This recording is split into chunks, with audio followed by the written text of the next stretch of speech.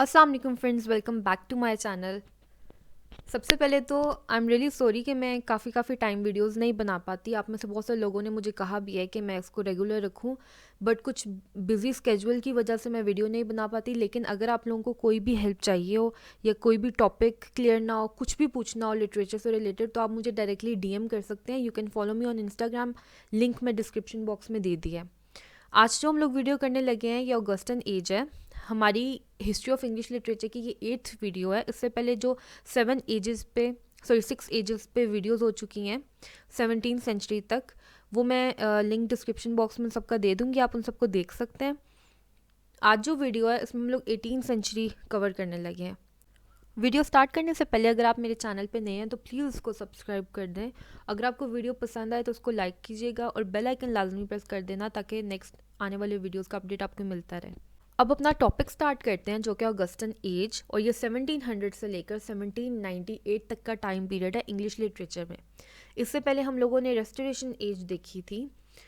Restoration age के ख़त्म होने के बाद ही हमारे पास ये अगस्टन एज है जो कि फर्दर डिवाइडेड है कुछ एजेस में। लेकिन उससे पहले हम लोग इसके नेम्स देख लेते हैं। अब इसका नाम अगस्टन एज होने का रीज़न भी है, वो मैं आपको आगे बताती हूँ। इसका सबसे पहला जो नाम है वो है न्यू क्लासिकल एज, जिसको न्यू ही हम कहेंगे, नई क्लासिकल एज। इसके सिर्फ स्पेलिंग पुराने हैं। या फिर क्लासिकल एज। अब इसको न्यू क्लासिकल एज या क्लासिकल एज क्यों कहा जाता था? क्योंकि इस टाइम पे जो राइटर्स थे उन्होंने अपने इंग्लिश राइटर्स को, जो फेमस राइटर्स थे, उनको इमिटेट करने के बजाय, उनको आइडल करने के बजाय, उन्होंने पुराने रोमन क्लासिकल राइटर्स को इमिटेट करना शुरू कर दिया था। वो उनके वर्क्स को फॉलो करते थे, जैसे कि होमर, होरेस, वर्जिल, सिसरो, इस तरह के राइटर्स। और ये जितने भी राइटर्स को ये लोग फॉलो कर रहे थे क्लासिकल एज के, वो सब ऑगस्टन एज के थे।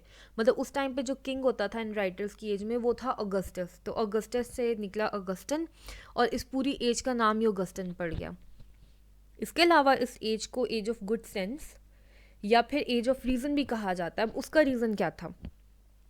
इस टाइम पे ना लोगों ने ये फील किया कि इस यूनिवर्स में जितनी भी चीज़ें हैं, मतलब एक छोटी सी छोटी चीज़ है, उसकी भी अपनी इम्पोर्टेंस है। कोई भी चीज़ बगैर पर्पस के नहीं बनाई गई। मतलब अगर कोई छोटी सी भी कोई इंडिविजुअल है तो हर किसी का अपना अपना एक पर्पस है इस वर्ल्ड में। इस तरह से लोगों ने जो अथॉरिटी की सुप्रीमेसी होती है ना, जो एक्सपर्ट्स की सुप्रीमेसी होती है, उसको ख़त्म कर दिया कि कोई अथॉरिटी नहीं है। अथॉरिटी की जो बातें होती हैं वो ज़्यादा वैलिड नहीं है। हर बंदा अपनी रीजनिंग को यूज़ करे, हर बंदा कॉम्पिटेंट है डिसीजन लेने के लिए, हर बंदा डिसाइड कर सकता है अपनी रीजनिंग को यूज़ करते हुए। ये वही स्पिरिट था जो हम लोगों को एलिजाबेथन एज में भी मिल रहा था। इस वजह से ऑगस्टन एज के ख़त्म होते होते हमारे पास एलिजाबेथन का रिवाइवल हो गया था। अब ये जो एज थी हमारे पास ऑगस्टन एज, ये 3 एजेस में डिवाइडेड है। Age of Dryden, age of Pope और एज ऑफ जॉनसन। अब एज ऑफ ड्राइडन को तो हम लोगों ने कवर किया रेस्टोरेशन एज में, क्योंकि वो रेस्टोरेशन एज में भी थे और वो ऑगस्टन एज में भी थे। तो ड्राइडन के को तो दोबारा डिस्कस नहीं करेंगे। अगर आप पुरानी वीडियोस देखना चाहते हैं तो लिंक डिस्क्रिप्शन बॉक्स में मौजूद है, वहाँ से देख सकते हैं। हम लोग डिस्कस करेंगे एज ऑफ पोप को और एज ऑफ जॉनसन को। इसके लिए सेपरेट वीडियो बनेगी, इस वीडियो के बाद आप उसे देख सकते हैं। आज की वीडियो में बस हम लोग डिस्कस करते हैं ऑगस्टन एज के लिटरेरी करेक्टरिस्टिक्स को। सबसे पहला और main literary characteristic supremacy of classical rules and ideals, जिसको हम पहले ही डिस्कस कर चुके हैं कि जो इस एज के राइटर्स थे उन्होंने इंग्लिश राइटर्स को इमिटेट करना और उनको आइडियलाइज करना छोड़ दिया था, और वो लोग रोमन एज के, ऑगस्टन एज के क्लासिकल राइटर्स को, जैसे कि होरेस, होमर, वर्जिल, सिसरो, इनको फॉलो करना शुरू हो गए थे। वो इन्हीं को आइडियलाइज करते थे, इन्हीं के वर्क्स को इमिटेट करके अपने वर्क्स प्रोड्यूस करते थे, और इस टाइम पे बहुत ही हाई मेरिट के वर्क्स प्रोड्यूस किए गए थे। नेक्स्ट पॉइंट जो हमारे पास आता है वो है rapid development of prose. Prose अब बहुत ज़्यादा, मतलब प्रोज बिल्कुल टॉप पे आ गई थी ऑगस्टन एज में। यहाँ पे हम थोड़ा सा रिकॉल करते हैं कि कैसे, मतलब कोई भी चीज़ होती है वो एकदम से डेवलप नहीं हो जाती। उसके जो रूट्स होते हैं वो पहले की एजेस में मिलते हैं हमें। अगर यहाँ भी हम देखते हैं तो ओल्ड इंग्लिश लिटरेचर में हमने बात की थी कि पोइटिक प्रोज होती थी। वहाँ पे भी अल्फ्रेड द ग्रेट किंग था जो कि लैटिन क्रॉनिकल्स को ट्रांसलेट करता था इंग्लिश में, वो पोइटिक प्रोज की फॉर्म में होती थी। उसके अलावा एक प्रीस्ट था एल्फ्रिक, वो जो था वो इंग्लिश सर्मन्स लिखता था, वो भी पोइटिक प्रोज की फॉर्म में होती थी। पोइटिक प्रोज हमारे पास इंग्लिश लिटरेचर की हिस्ट्री के स्टार्ट से ही मौजूद है, सिर्फ उसकी डेवलपमेंट काफ़ी बाद में जाके हुई थी। उसके बाद ओल्ड इंग्लिश लिटरेचर के बाद हमारे पास 16th सेंचुरी में एलिजाबेथन एज में विलियम टेंडेल था, जिसने ट्राई किया था बाइबल को इंग्लिश में ट्रांसलेट करने का। अब वो जो ट्रांसलेशन वो कर रहा था वो बिल्कुल प्रोज की फॉर्म में थी, वो भी काफ़ी हद तक पोइटिक प्रोज ही थी हमारे पास। अब पोइटिक प्रोज यही ना कि प्रोज भी हो और एक रिदम हो, एलिट्रेशंस हो, राइमिंग वगैरह हो। उसके बाद विलियम टेंडेल की इस ट्रांसलेशन के बाद हम लोगों के पास प्योरिटन एज में 17th सेंचुरी के स्टार्ट में लोगों ने फील किया कि जो इंग्लिश लैंग्वेज है वो फैक्ट्स को स्टोर करने के लिए एक बहुत अच्छी लैंग्वेज है, क्योंकि उससे पहले सिर्फ लैटिन और ग्रीक में हिस्ट्रीज और ये साइंसेस की जितनी भी बुक्स हैं ये सब कुछ सिर्फ लैटिन और ग्रीक में होती थी।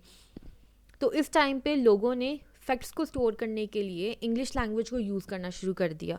और फिर प्योरिटन एज के बाद ही रेस्टोरेशन एज में चल के लोगों ने अपने एवरेज आइडियाज़, मतलब जो फैक्ट्स नहीं भी हैं सिर्फ आइडियाज़ हैं, उनको स्टोर करने के लिए अपनी ऑटोबायोग्राफीज़ लिखने के लिए भी उन्होंने प्रोज को यूज़ करना शुरू कर दिया था। ऑटोबायोग्राफीज़ और बायोग्राफीज़ भी हमारे पास डेवलप हो चुकी थी तब तक। और फिर जब ये वाली एज स्टार्ट हुई ऑगस्टन एज, तो प्रोज का स्टाइल इतना ज़्यादा डेवलप्ड हो चुका था कि इसको मैगजीन्स के लिए, जर्नल्स के लिए और पम्फलेट्स लिखने के लिए यूज़ किया गया। इसको फिर अपनी डेली लाइफ में लोगों ने यूज़ करना शुरू कर दिया था और प्रोज यहाँ पे बहुत ज़्यादा डेवलप्ड हो चुकी थी हमारे पास। इसके बाद है रियलिज्म एंड ब्रेविटी, मतलब इंग्लिश लैंग्वेज को, क्योंकि प्रोज थी, प्रोज में सबसे ज़्यादा जो इम्पोर्टेंट चीज़ देखी जाती थी वो थी ब्रेविटी, कि जो चीज़ ज़रूरत है सिर्फ वही लिखी जाए, एग्जैक्ट लिखी जाए, ज़्यादा एग्जैजरेट ना किया जाए, टू द पॉइंट बात की जाए। और रियलिज्म, क्योंकि ये एज थी बहुत ही ज़्यादा पॉलिटिकल और लिटरेरी कंट्रोवर्सीज़ की एज थी ये, बहुत ज़्यादा स्पेशली पॉलिटिकल कंट्रोवर्सीज़ की, तो रियलिज्म को बहुत ज़्यादा इंपॉर्टेंस दी गई थी इस एज में। इसके बाद हमारे पास आती है डेवलपमेंट ऑफ सटायर। अब सटायर क्या होती है? ये ऐसे वर्क्स होते हैं जिसमें किसी चीज़ को क्रिटिसाइज़ किया जा रहा होता है, लेकिन उसको थोड़ा सॉफ्ट वर्ड्स में, थोड़ा ह्यूमर के साथ सॉफ्टली उसको क्रिटिसाइज़ किया जा रहा होता है कि बुरा भी ना लगे और जो फॉलोअर्स को जो क्रिटिसिज्म है वो भी हो जाए साथ। जैसे कि हम लोगों ने बात की है कि ये बहुत ही पॉलिटिकल, सोशल और लिटरेरी कंट्रोवर्सीज़ का टाइम था। तो इस टाइम पे ना हमारे पास कुछ पार्टीज़ थी, पॉलिटिकल पार्टीज़, जो ना एक दूसरे की बुराइयां जो थी, एक दूसरे की बुराइयों को हाईलाइट करने के लिए इन अ हम्बल वे वो सटायर्स लिखते थे। तो सटायर्स बहुत ज़्यादा प्रोड्यूस हुई हैं इस एज में। हर किसी की यही कोशिश होती थी कि वो किसी तरह उसे कोई ऐसा तरीका मिल जाए जिससे वो अपने एनिमीज़ के ऊपर बगैर हथियार यूज़ किए अटैक कर सके। तो उसको सटायर बहुत अच्छे से फुलफिल कर रहा था। देन हमारे पास आता है origin and development of the novel, the most important literary characteristic of Augustan age. इस एज में हमारे पास नॉवल आया। नॉवल के रीजंस हम लोग अलग से एक वीडियो में डिस्कस करेंगे, ये जो 18th सेंचुरी का नॉवल था। वैसे यहाँ पे शॉर्ट में बता देती हूँ कि सबसे पहला तो रीज़न इसका था रियलिज़म, कि रियलिज़म बहुत ज़्यादा, मतलब रियलिज़म बहुत ज़्यादा हो गया था लिटरेचर में। जितने भी वर्क्स होते थे वो रियल थिंग्स पे बेस करते थे, रियल लाइफ पे बेस करते थे। तो नॉवल का जो मेन करेक्टरिस्टिक है वो होता ही रियलिज़म पे। अगर फैंटेसी भी हो तो वो भी रियलिस्टिक होती है। और सेकंड जो इसका रीज़न था वो ये था कि प्रोज बहुत ज़्यादा डेवलप हो चुकी थी, और जो नॉवल होता है वो प्रोज फॉर्म में ही होता है। इसको भी अगर हम देखते हैं तो रेस्टोरेशन एज में हमारे पास नॉवल की जो बेसिस थी वो आना शुरू हो गई थी। जैसे हम लोगों ने बात की थी जॉन बनियन की, जो कि जिसे प्रिकर्सर माना जाता है नॉवल का, क्योंकि उसके वर्क्स में बहुत ज़्यादा नॉवल के एलिमेंट्स मिलते थे हमें। और जो लास्ट पॉइंट इसका वो है कि ये एज बहुत ही डेफिशिएंट थी ड्रामा में।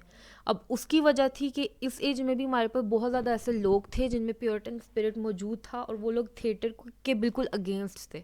और इस एज में हमारे पास सिर्फ गोल्डस्मिथ और शेरिडन थे जो कि ड्रामास प्रोड्यूस कर रहे थे।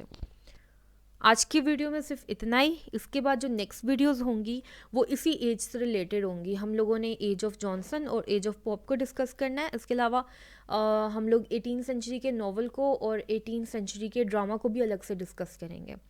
अगर आपने वीडियो एंड तक देखी है तो थैंक्स फॉर वॉचिंग। मिलते हैं नेक्स्ट वीडियो में। अल्लाह हाफिज़, टिल देन।